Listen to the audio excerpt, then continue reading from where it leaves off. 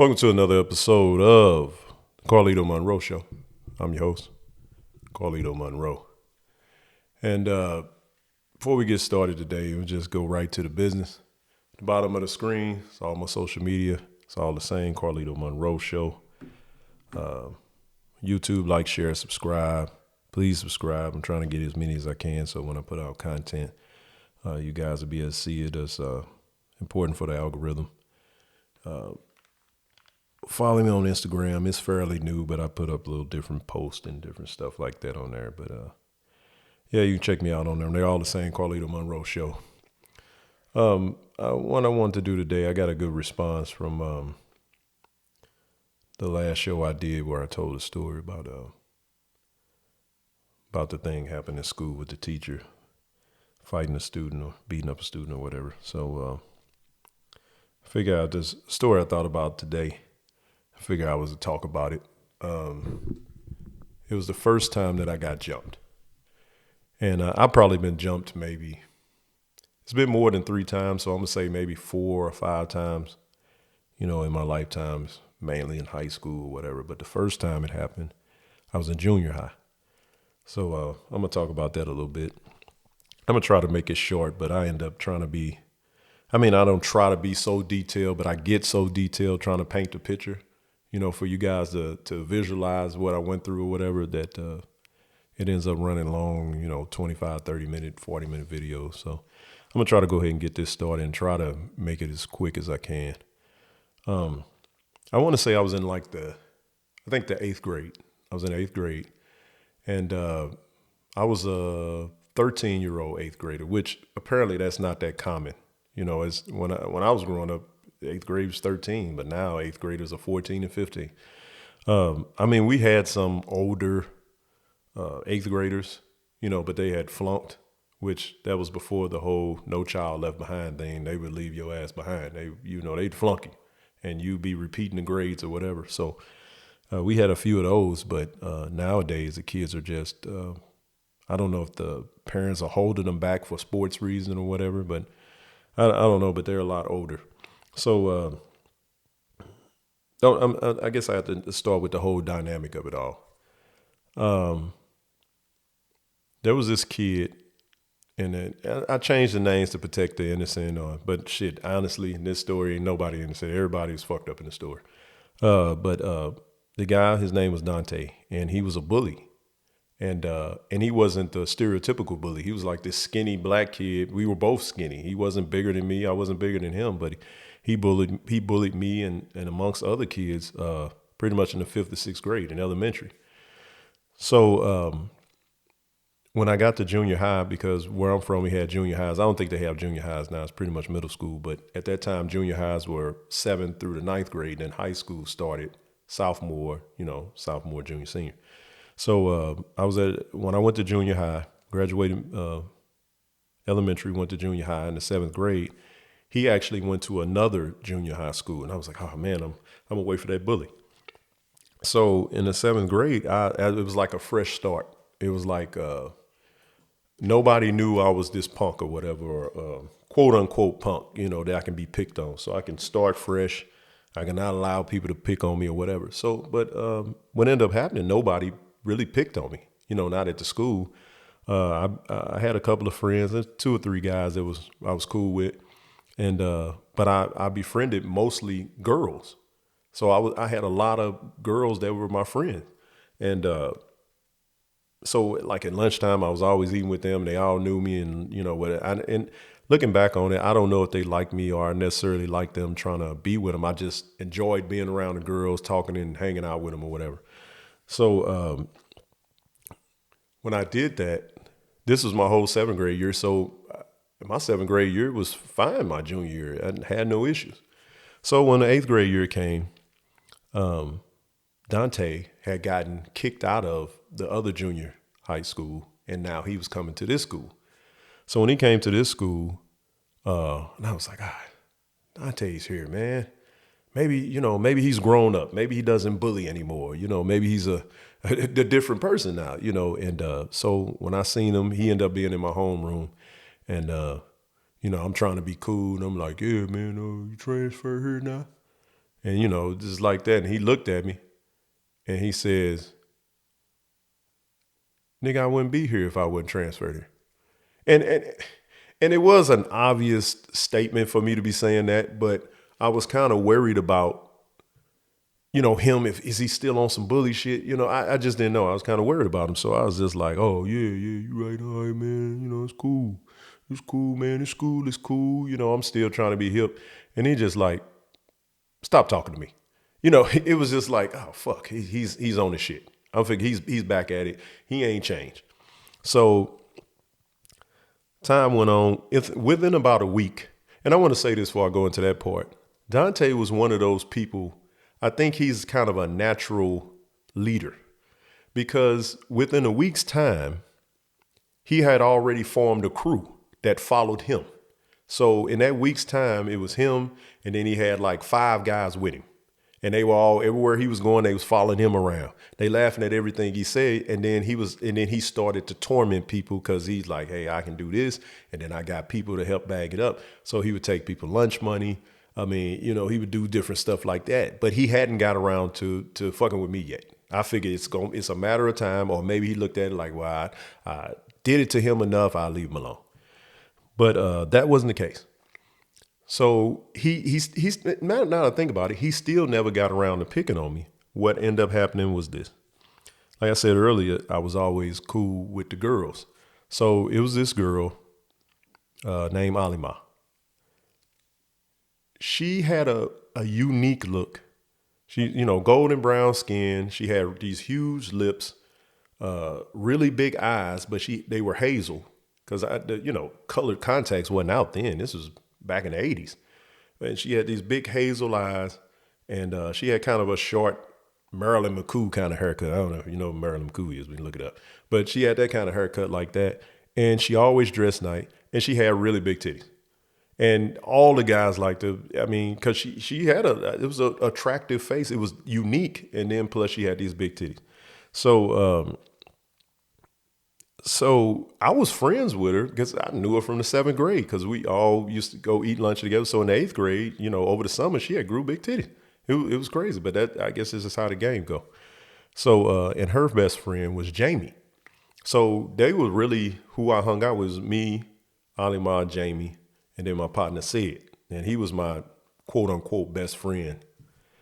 When I come to find out later, that don't mean shit.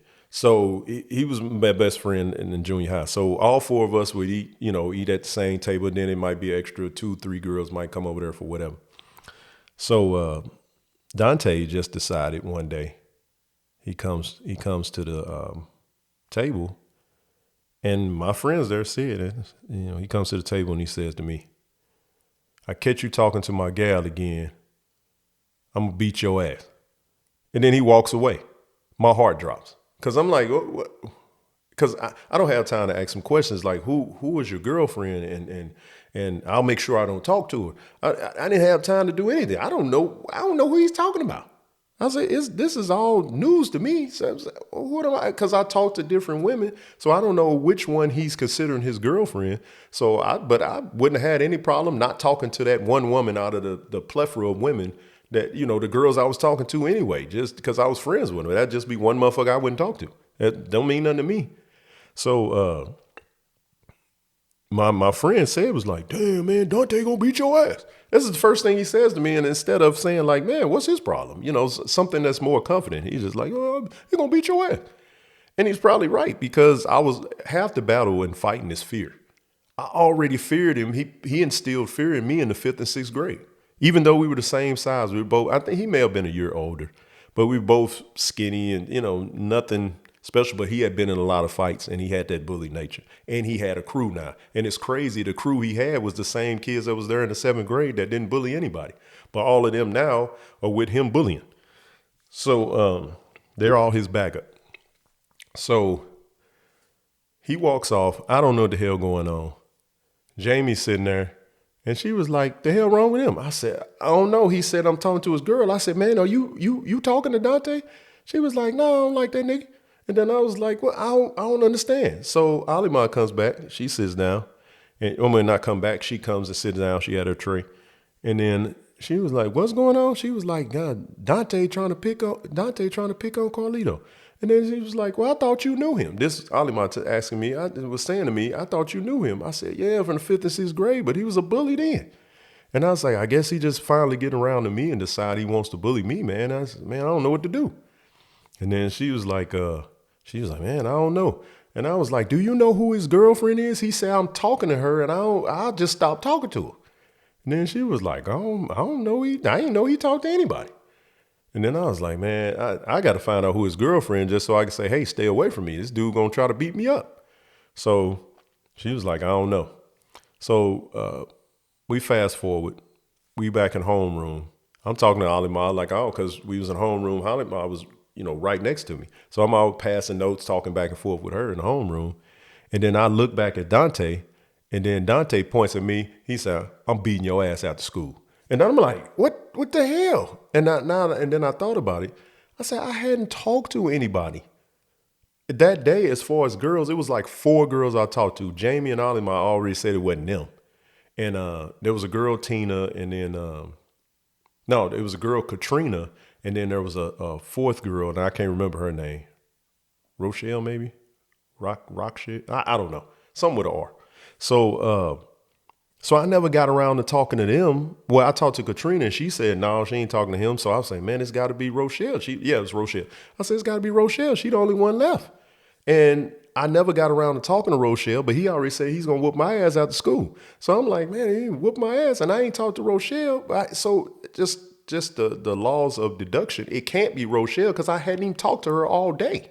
So I didn't know what to do. So after school, I'm telling Sid, I say, man, he gonna try to jump me, man. He got everybody with him. And Sid like, yeah, he gonna beat your ass. I said, man, you ought to help me or whatever. He was like, man, I ain't got nothing to do with me. You shouldn't be talking to his guy.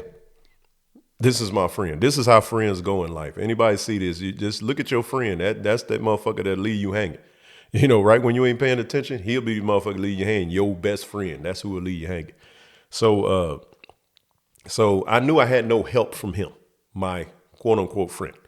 So out of school, when you leave school, most of the kids that went to school lived in the projects.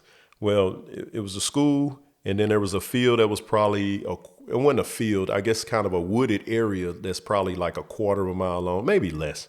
It seemed long then, but there was a path that went through there because just over years of kids going through the woods from the projects to get to the school instead of going all the way out to the main street and going all, because you had to go out a mile, walk a mile, come back. It was just shorter distance to cut right across there. So they had been cutting across the field so long, it made a path. And then the grounds people for the junior high and the high school, they make it their business to weed whack and make sure they cut the grass down, because it was some beatings and rape, all kind of stuff ended up going on in that wooded area through the years. I don't know if anything happened to like any junior high kids or high school kids. It was just over the years you would read in the paper something happened on whatever block or whatever, and that's where it was at. It was, in that little wooded area. So anyway, that's the way I had to go home. So I didn't know how. I don't know if because Dante didn't live over that way. Because I went to junior high that was elementary that was actually further away. So I was figuring, but we lived over there near there. But when I went to junior high, we had moved over closer to that school. So because if I'd have stayed over there, I would end up going to the other school. So what ended up happening was I seen him after school. And he like, Carlito, come here. And I was like, oh, fuck that. So I took off running. I left Sid. I took off running, and I'm hightailing it to this path. I figured get to the path, run through this path, get on the other side. Because when you get to the other side, it was projects. And then after projects, it was a high school. With it, it was 2 high schools. But that was one of 2 high schools. It's closed now. So I get to the projects and then get on the other side. Then I had 4 or 5 blocks to get home. So I said, if I can hightail it over there, and then so that's what I did. I ran all the way till I got to the main street, and then I'm back walking. He wasn't chasing me or nothing. I just felt like he was. So I'm walking, and then I'm thinking like, man, I don't know what I'm gonna do. I'm mentally beating up myself. I don't know what I'm gonna do. I don't know what I did wrong, but in his eyes, I done fucked up. So I'm walking home, and my stepfather at the time, I think he was in between jobs, but he was a well, that's what you say, in between jobs, but shit, nigga was unemployed.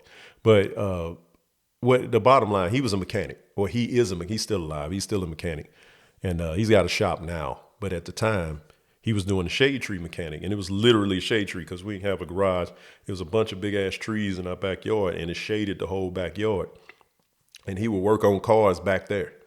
So anyway, I get home and I walk back and I figure I'll talk to him about it. Maybe he's been through something like this. And then I was like, yeah, Dad, man, this dude at school, he trying to beat me up. And then he was, his hands was always oily and dirty. I think they are still to this day. His nails all fucked up. So he was like, well, he always had cigarettes. So what the fuck is the problem? And then I was like, man, and he want to jump you up over some girl. And he said, well, you got to fight. This is what he said. Well, you got to fight. Yeah, but he got a bunch of people with him. He got like 5, 6 dudes. And then he got this dude, Eugene. And, he real tall. Eugene was probably about 6'2". And this is like in the 8th grade. He was like 6'2". But again, I think Eugene was probably 15 or 16 years old. Because I seen Gene probably 20 years ago, maybe 15 years ago, maybe a little less. And I was a lot taller than him. I'm 6'4", but so Eugene probably when he was 6'2", he's probably more like 6 feet. But I was a lot taller than Eugene, and it looked like he done got off on crack or something. And he wasn't doing real bad. I gave him a little change I had and make sure I don't even go to that liquor store anymore to even run across him. But anyway, he was just towering at that time. So, he's telling me, he's like, well, shit, you got to fight. And I'm like, yeah, but he got this crew. He's like, look, let me tell you how to handle when you're fighting a group of niggas. It's easy. He said, all you got to do is you start the fight off. They there to fight you. Whoever talking the most shit, you still on them first. You try to hit them in the nose. Once you hit them in the nose, whatever nigga is closest to you, he said, whatever niggas are close to you, you grab them and you choke them. You take both hands, you grab them by their neck, you choke the shit out of them, you take your thumbs, you press their Adam's apple in, and you don't let go until them niggas stop fighting you. And I'm like, what? I'm not sure that's good advice. I'm not looking to kill anybody. Why would I choke somebody? And then take my thumbs and press the Adam's apple in. That'll kill him. He was like, boy, do you want to handle this or not? I was like, yeah, but I don't. Okay, I just told him okay. Because, he get on his humbug shit. That's what it is. There ain't nothing to talk about. I just walked away and I went on in the house. So to get my mother's attention, I'm kind of pacing and whining and mumbling and going on. She's like, boy, what is wrong with you? This boy at school, he want to jump on me because, some girl I'm talking to, I don't even know who I'm talking to. Boy, it be his girl, because I had no clue. And then and then she was like, ain't nobody finna jump on my baby. We going to that school tomorrow and we gonna get the principal and I'm like, no, we don't know. I don't want you to tell the principal. That's snitching. That's worse. I'd rather just get beat up than go tell on the man. So my mom was like, no, we going to that school. We gonna get this all straightened out tomorrow. We ain't got time for this, that, and other. So she's yelling at me. So now she's mad at me because I'm not in agreement with her telling them, going to tell on the guy. And so I'm kind of in a conundrum at this point. I'm like, no, mom, please, mama, just gonna tell me shit. I can't be telling you nothing. You want to just go tell people. And then she's like, boy, you know what I'm saying? You want to get beat up and jump by them boys? That's stupid. We can go tell them and then they can get arrested. That's how she went. They can get arrested. That's how she looked at it. And I was just like, no, I don't want to do that. So we going back and forth. My stepfather coming in, he washing his hands, which was a waste of fucking time. He had permanent oil under his fingers and hand. I guess it's oil or grease or whatever fucking motor shit is. So he comes in, he was like, what the hell going on here? And I was like, man, mama want to go to school and tell the principal about the dudes wanting to fight me or whatever. And then she was like, no, the hell you not going to that school. That boy, I told that boy what he gonna do. This is what he's telling her. He said, I told that boy what he gonna do. He gonna go there, he gonna get one of them little motherfuckers, and he gonna choke the shit out of him. He gonna take his thumbs and he gonna choke the shit out of him. These are my parents. He's saying how I need to virtually kill this dude. And my mother's over there like, we need to go tell the people on him. I don't know who's right in this, but this is what's going on, and it's making it more of a debacle than what it really is. So I'm sitting there like, man, no, I don't want any of this. It's got to be a third option here. So I just walk out. I go to my room. They talking back and forth. Then he goes back outside. He's slamming the door. Then she comes in there. We gonna go in the morning and we gonna talk to that principal. And we'll take care of it, baby. Don't you worry about it. And I was like, Mama, no, you can't go tell on them. It's just gonna make it worse. They gonna get me another time. And then she was like, boy, they not gonna get you nothing. I'm going to that school. So she leaves out. She's got in her head. She fucking going to the school. I'm like, this is worse. I just shouldn't have never said shit. So when a little bit later on that night, I go back outside, and my stepfather's out there with one of his buddies. His buddy, he used to make me think, I don't know if you know who Wolfman Jack is. He used to make me think of Wolfman Jack because he had that voice. It was just a weird, raspy voice. So I come out there, and I really did it to more so try to convince my stepfather to prevent my mother from going up to this fucking school and telling the people. So I said, man, Mama's still in there talking about she going to school in the morning. So my stepfather's like, man, I done told her, I told you how to handle that shit, right? So they're out there drinking, smoking cigarettes, smoking reefer. That was just the thing. And his alcohol of choice was like this really fine premium malt liquor in a 40-ounce container, a bottle that was like 79 cents, and it was called Big Bear. And there was a bear, and you could probably look it up. I don't think they even sell this shit anymore, but it was like the bottom of the barrel, cheapest malt liquor that you can get. I think it was the stuff that the government say, hey, don't sell this shit. And then these motherfuckers said, fuck that. We selling it anyway. And they put it for 79 cents in this 40-ounce bottle, and there's a bear on there. It's called Big Bear. And I remember we used to call it that rah-rah. But so he's out there drinking Big Bear. He had already been through 140, and him and his buddies have been through a few 40s already. They smoking reefers, smoking cigarettes. He said, I already told you, boy, how to handle that. You got it, motherfucking choke him. So, and I'm like, yeah, well, all right, I'm going to do that, but stop Mama from going to tell. I wasn't going to do that, but I'm trying to get him satisfied that I'm going to do what he's saying, but stop her from coming. And then his friend was like, what you mean? What going on, man? What that is going on? What's on with the youngin', man? What's wrong with you, youngin'? And then I was like, man, these dudes trying to jump me. What he was like, and then my stepfather stepped in. He was like, yeah, some little niggas trying to jump him and shit. He scared. I told him choke one of them motherfuckers. And then he was like, oh, no. Don't listen to your daddy. Don't listen to your daddy. Let me tell you how it go. Then what you need to do. Go to school tomorrow. Soon as you see that nigga, you see you take your hand like this, make a little Y, a little L-shaped Y there, and you be prepared. And then you go up to him, and then you hit him in the throat. Then you chop him in the throat. And then when he buckle, you put your hand behind his head, then you just start punching him in the nose and break his nose. That's how you handle it. See, the first time I went to the penitentiary, that's how I did it. And I'm like, what? No, this is not the penitentiary. This is junior high. I'm in the 8th grade. I mean, I don't want to, what? I don't want to break the guy. I don't want to do none of that. What? He wants me to chop the guy in the throat. That could kill you. Grab him behind his head and just keep punching him and break his nose. He'd be like, what that how you do? I said, that's what you did in jail. This is not jail. This is a junior high. He's like, well, I'm telling you how to do it.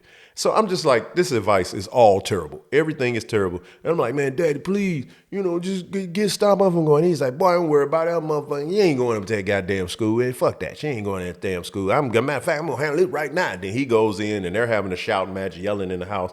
He yelling at her about how she ain't going up to the school. That boy need to be a man. Leave him the fuck alone. She's up there like, that's my baby. Blah, blah, blah, blah. I ain't had nobody jumping on. And it's just a big ordeal. Meanwhile, I'm out here with Penitentiary Jim. And he's over there like, yeah, and see, it's another thing too. Now, if that don't work, you say it's some other little nigga trying to get you. Okay, then what you do? Them other little niggas trying to get you. Don't worry about them. Don't worry about you. Hit that one in the throat and break his nose. Them other ones try to run up on you. Hit them in the throat too. So his whole fighting tactic was just to hit everybody in the throat. Hit everybody in the throat. That's his tactic. And this is what he's telling me while I'm out there left with him. And I'm just like, I can't win this. So I go in the house. My stepfather yelling at my mother yelling at my stepfather. I just go in my room, close the door. They stopped yelling or whatever. Didn't hear nothing else. So when the morning came, I wasn't waiting around for my mother to take me to the school. I'm walking to school because maybe I just go and get to school and then, whatever happens, happen. I'm trying to beat her up to the school. So I go to the school. When I get there, I wasn't there real early, but I had beat most of the people there. I seen Cedric, and he was like, "Damn, man, Dante was looking for you." I said, "Man, he was looking today?" He was like, "Oh, no, I ain't seen him today." I said, "Man, why you talking about yesterday then? Because he done got me scared to death already. I just got to the school. Why you scaring me already? I mean, you said that like he looking for me right now." And he was like, "Well, he probably is. If he was looking for you yesterday and didn't get a hold of you, trying to get you today." I said, "Man, all right, man, or whatever." He said, "What you gonna do?" I said, "I don't know, fight, I guess." And then he was like, "Man, he finna beat you." And he said, "Man, Eugene got them big feet. He probably step on you." And I was just like, "Man, whatever." He wasn't any help. He was just rubbing it in, making it worse.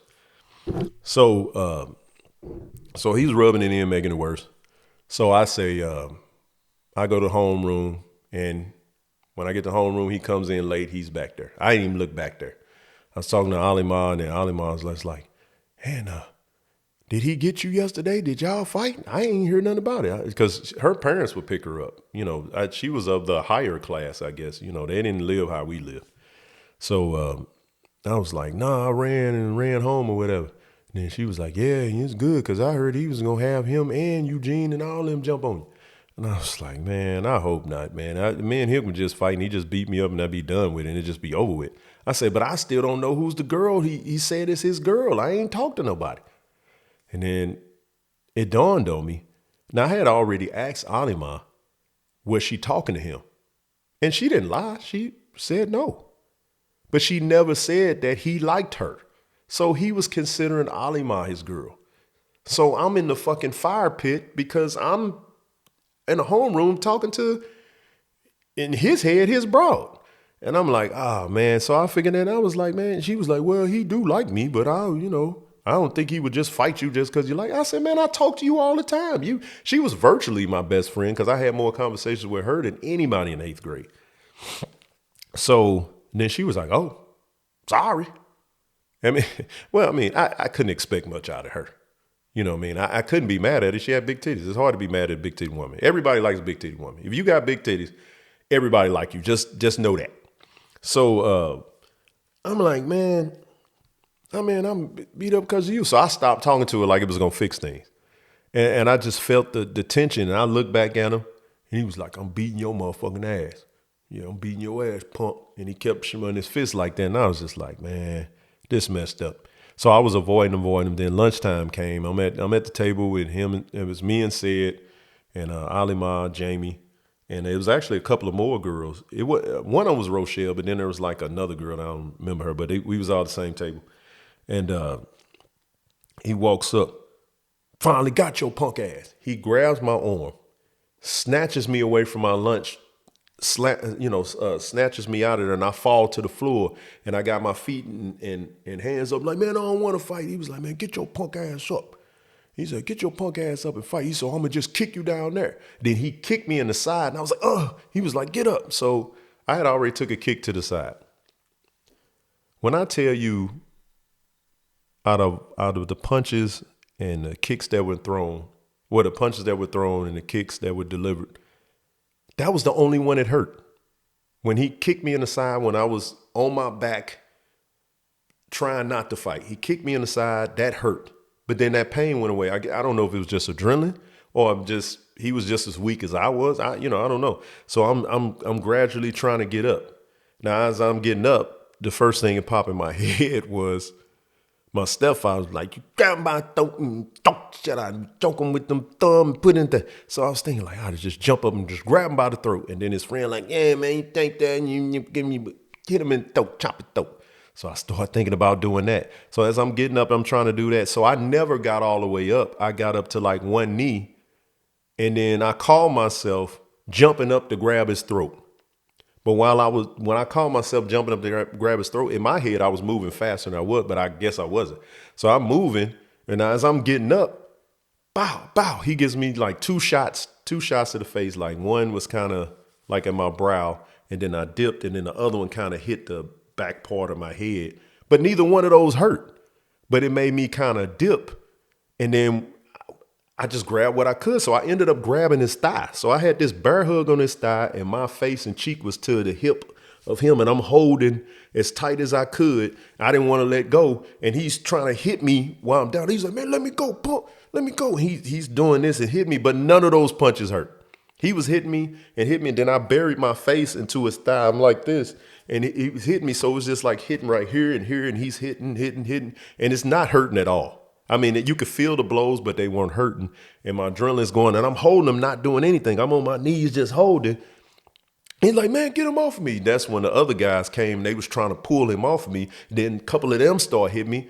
None of that hurt. They would just hit me, and I'm still holding on tight. I wouldn't let go. And he started crying because it was just like he felt like I don't know why he was crying, but he just started crying. And he was trying to pull away, but he's only on one foot because my weight I got him. I ain't letting go of his thigh. And he trying to punch, they punching. And then I felt a kick that was to my spine. It was like my lower back. And I felt that kick. And I don't know if you've ever been kicked in the spine or hit in the spine. It's a weird feeling, kind of a jogging feeling. So when they kicked me, that made me loosen my grip some.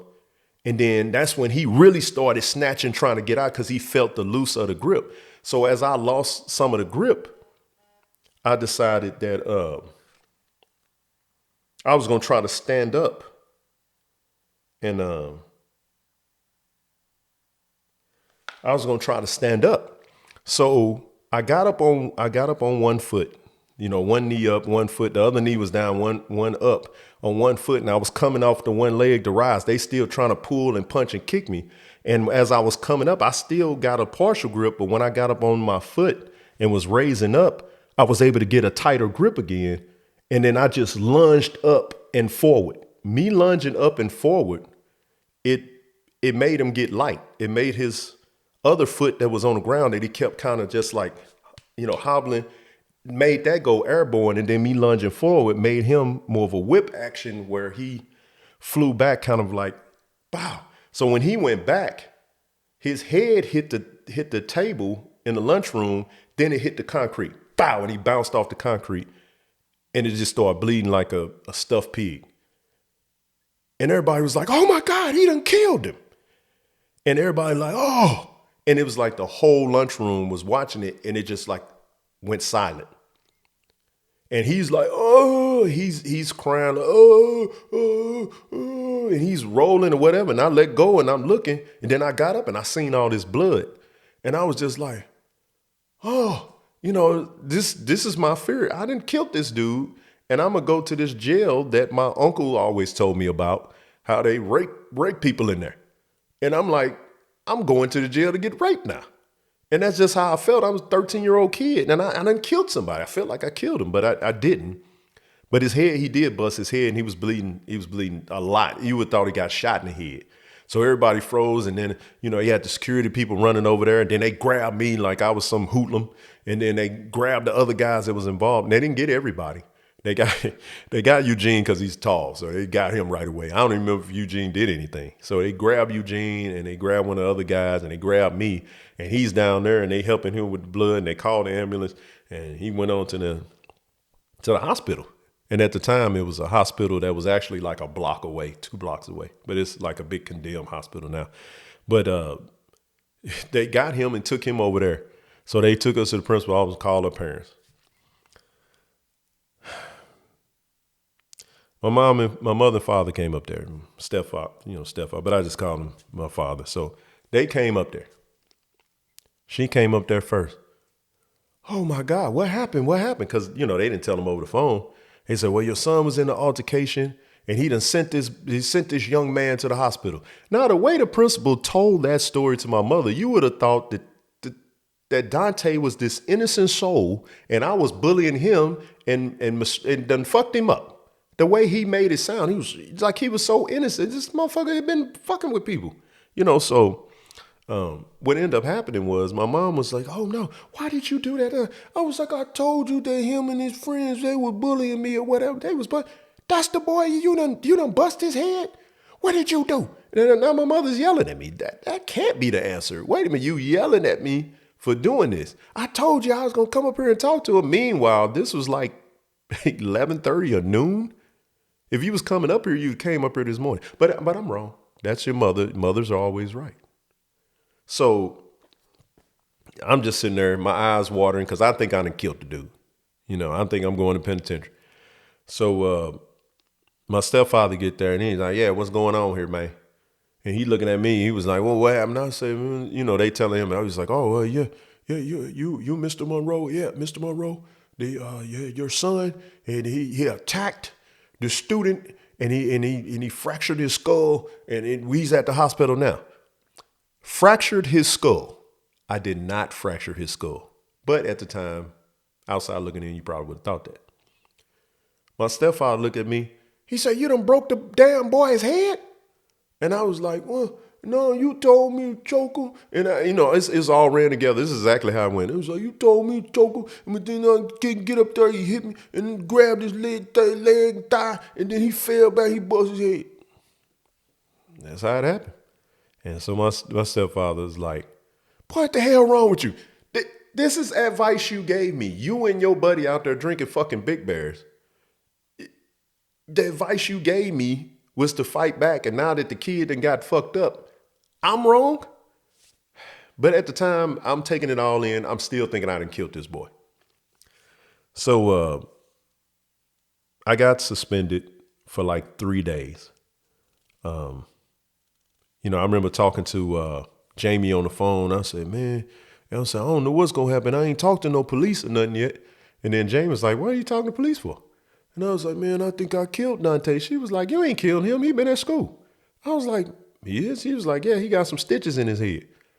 And I was like, I felt a relief. I felt like, man, he ain't dead. I felt all right. I'm telling my stepfather, I said, yeah, the dude, he ain't even dead. And then he was like, who the hell said he was dead? This is my stepfather. He was like, who the fuck said he was dead? I was like, I just thought I killed him. He said, boy, no, he just bust his damn head. I said, he broke his head. That's how I go. So anyway, I was telling my mama about it, called her where I said, yeah, he's all right. She said, I know he all right. I talked to the mother. And I was like, well, ain't nobody told me. I'm a kid. I should be the one to know about it. I done it to the guy. I thought I really did something. So he says, my mom says, no, he all right. So I go back to school and I did not want to face him. And it shouldn't have been like that, but I didn't want to see him. I had seen Eugene and Eugene never said a word to me. None of those guys said a word to me. When I seen Dante, he never said a word to me. He just looked. He looked and then would look away. I was thinking, well, hell, if I done bust his head, he's looking to bust my head and make everything even. So I wouldn't talk to Alima. I would try to talk to me. I was, I don't want no more trouble. That shit done already happened. So Jamie says, yeah, he ain't said nothing. Maybe he's scared of you. And I was like, man, no, he can't be scared of me. Then Cedric was like, yeah, man, I think he's scared of you. But I'm not a bully, so I just felt like, well, I'll just avoid him. So I avoided him probably 2-3 weeks, and he just never said nothing else to me. He never tried to come pick on me. He never said nothing about a girl. It was just silence. It was just nothing else said. He still was him, and he still had his group of guys going around bullying people. And that's it in a nutshell. It was, that was the first time I got jumped. And like I said, I only felt that kick. That was the only thing kick out of all those other punch. Well, I felt the kick in the spine. That's what loosened the grip.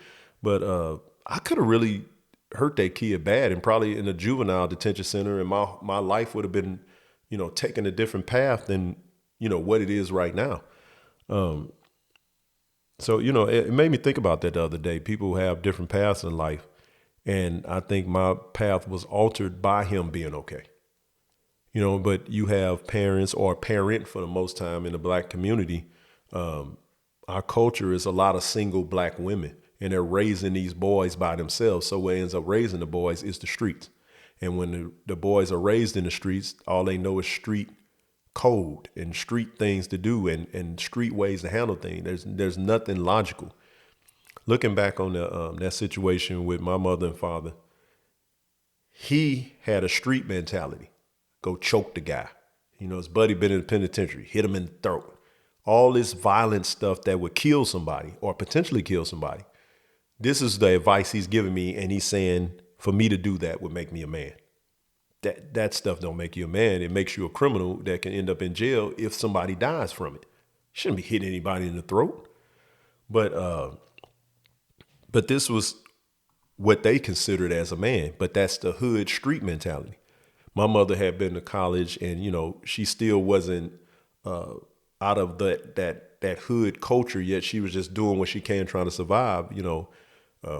With me trying to make it.